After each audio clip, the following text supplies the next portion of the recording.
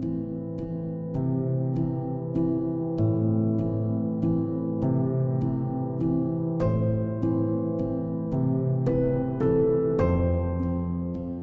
first became aware of Norman when he designed the Hearst Tower on the west side of Manhattan.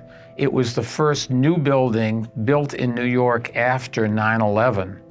And it was just critical to New York's future and to America's future that people understood we had a future going ahead of us, that no matter how bad the tragedy was, that didn't mean we were going to end our lives. It didn't mean we were going to end what this country stands for and what New York City stands for.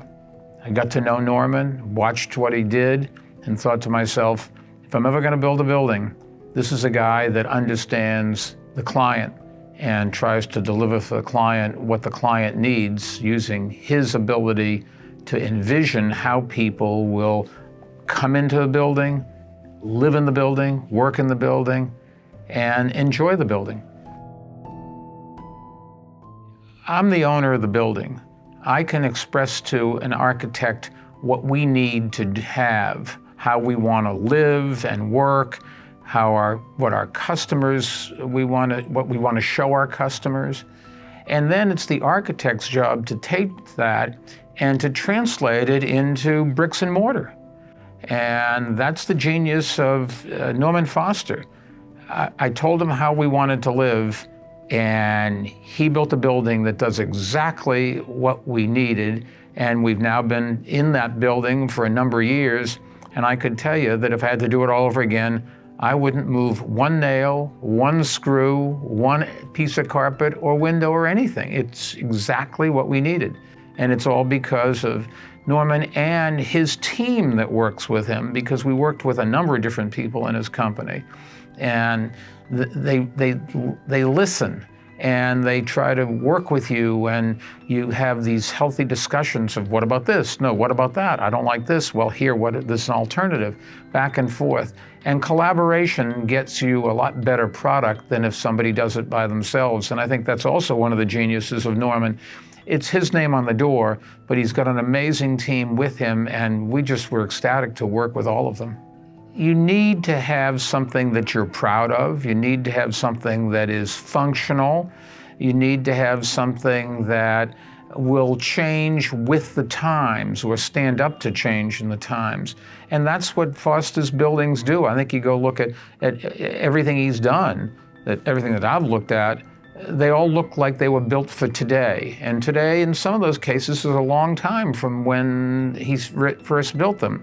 But he builds functional things that are practical. And that's what a company like ours needs.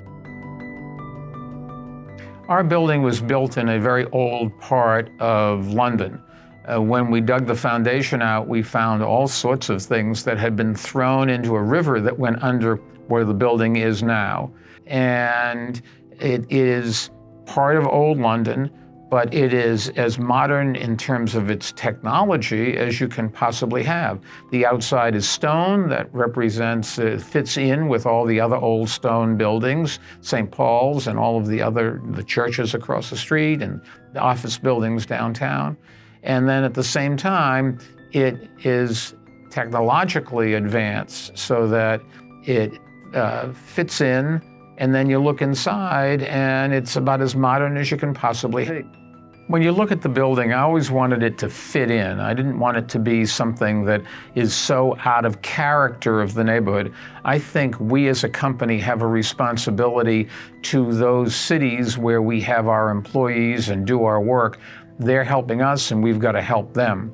And if you take a look at the outside of our building, it fits right in. And there's no question it's a modern building, but it fits in terms of texture and the height of the building and how it's structured and where the entrances are. It respects the community, but it go to the inside, then that's designed for what our employees need to do the best job they possibly can.